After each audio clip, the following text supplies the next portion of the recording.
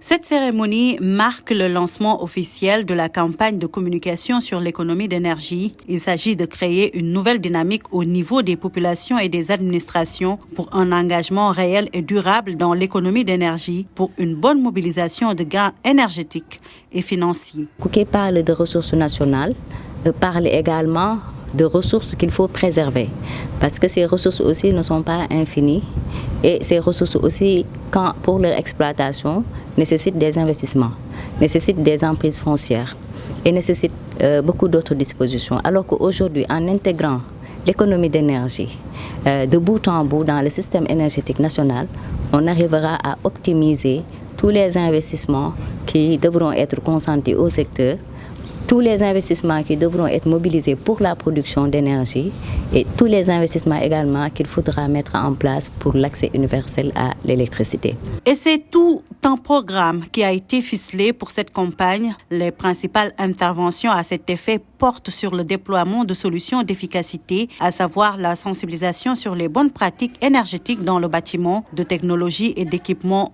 performants, de systèmes de gestion intelligente des consommations avec la digitalisation, entre autres. Il y aura également tout ce qui est lié à des challenges qui seront mis en place, notamment le concept de la minute sans éclairage qui va être remis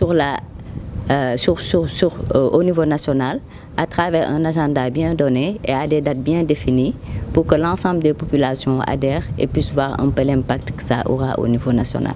Donc ça, c'est juste un aperçu des actions de communication de court terme, mais aussi en période de forte chaleur.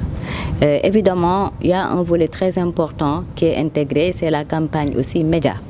Parce que nous allons aussi utiliser tout ce qu'il y a comme média pour relayer davantage l'information. Il y a des supports, beaucoup de supports qui sont déjà conçus et qui sont en place, des capsules vidéo aussi de sensibilisation thématique par rapport à toutes les préoccupations qu'on a en matière d'économie d'énergie.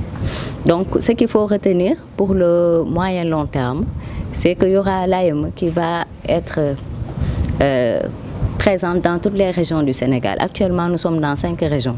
Et aujourd'hui, on ne peut pas atteindre l'objectif de proximité et de relais national de la communication sur l'économie d'énergie en étant basé principalement qu'à Dakar ou bien dans certaines régions. Au regard de l'important potentiel d'économie d'énergie existant dans le pays, une bonne économie d'énergie permettra d'accéder à la maîtrise des coûts et dépenses énergétiques tout en réduisant les investissements dans la production d'énergie, mais permettre à toute la population sénégalaise, quel que soit le lieu d'habitation, d'avoir accès à l'électricité.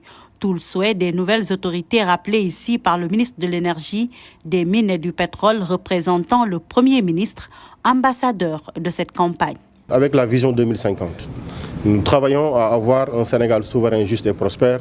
Mais un Sénégal juste, c'est un Sénégal d'équité, un Sénégal d'égalité des citoyens. Et nous devons travailler à faire comprendre à ceux-là qui vivent dans des zones où il y a l'énergie, qu'il y a quelque part des Sénégalais qui 7 jours sur 7, 24 heures sur 24, n'ont pas accès à l'énergie.